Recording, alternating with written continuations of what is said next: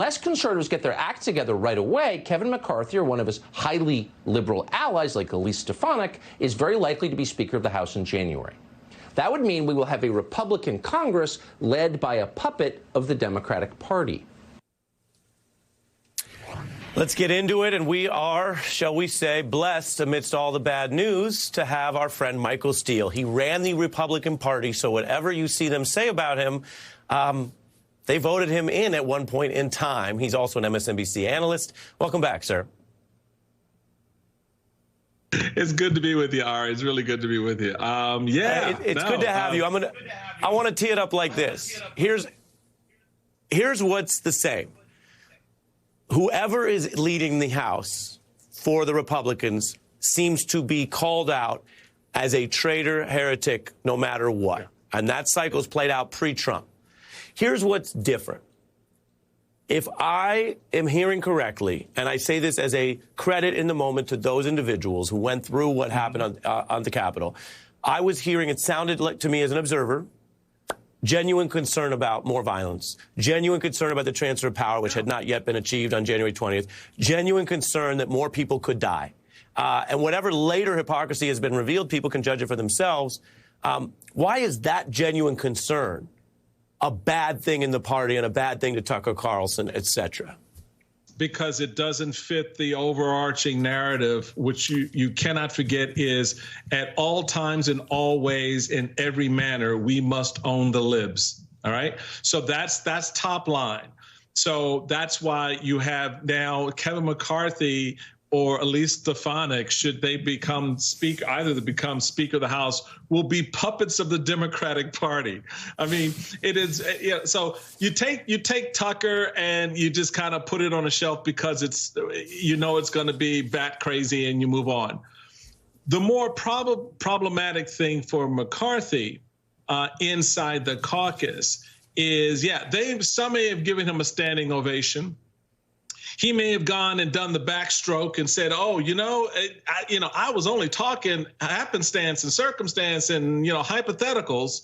But they know him, why he's there and why they latch on to him, because he was good to them. He raised them a lot of money. He went around the country, raised a lot of money for Republican members. And so that's part of his hook. But they've got their eyes elsewhere. There are others who are waiting in the wings. This is very damaging. Whether it's terminal remains to be seen.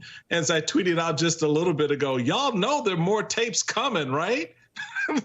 You don't think they're going to launch this book and just give you that little bit and that's it.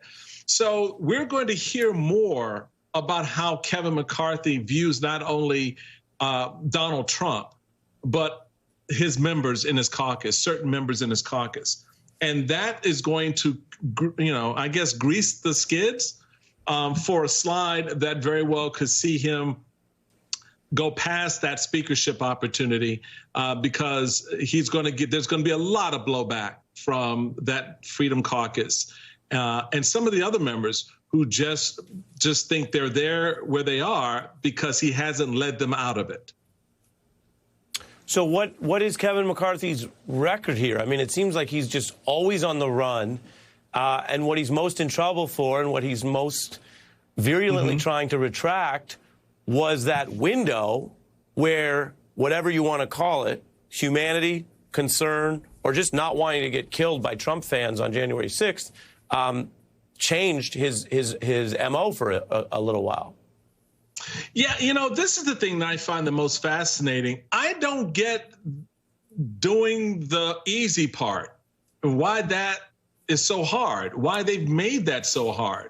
Because at the end of the day, if you said publicly what you've said privately, the way the group think and the group dynamic is inside the caucus. And, I've experienced it. I know how it ebbs and flows and how it moves in many ways, having worked with a lot of the members as chairman and sat in some of those meetings, certainly on the Senate side, is that the leadership is really by force of will. I mean, people rally to that. They love that strong, determinative, focused leadership that takes them someplace that they may think, I don't know if I want to go, and he said, no, come on, this is the right space to be in, and gives them a rationale for it. That is the strength, by the way, of Mitch McConnell. Because regardless of what you say about Mitch McConnell, you don't hear a tenth of the crap coming out of his caucus that you hear coming out of the House caucus. Because at the end of the day, he's given them the rationale for doing as close to the right thing. Now, some will argue, it's not, you don't take it far enough. You then, say one thing and then vote against that thing when it's time to impeach or hold someone accountable. But you don't see that same type of dynamic playing out in the Senate caucus the way you do in the House, because that is a difference in leadership. That's the difference in understanding your members. It's the difference in recognizing that it's not just about going out and fundraising for them, but understanding there comes a price for that.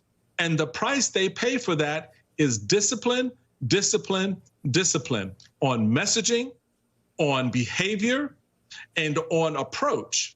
And so Kevin doesn't offer that to these members.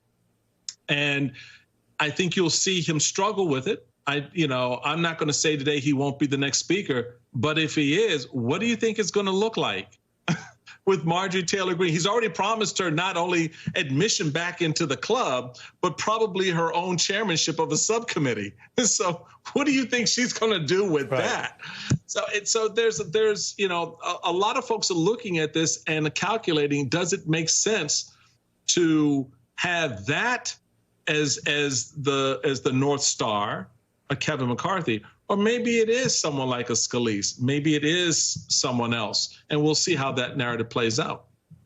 Yeah, of course, if he became Speaker, it'd be wild, because then the Republicans would win the election in that possibility, but there'd be a Democratic Speaker, according to Tucker, and don't fact check what he says, just take it. No, Michael, just take it. Good to see you, sir. All right, my friend, take care. Absolutely. Appreciate you kicking us off. We have a lot more coming up. The new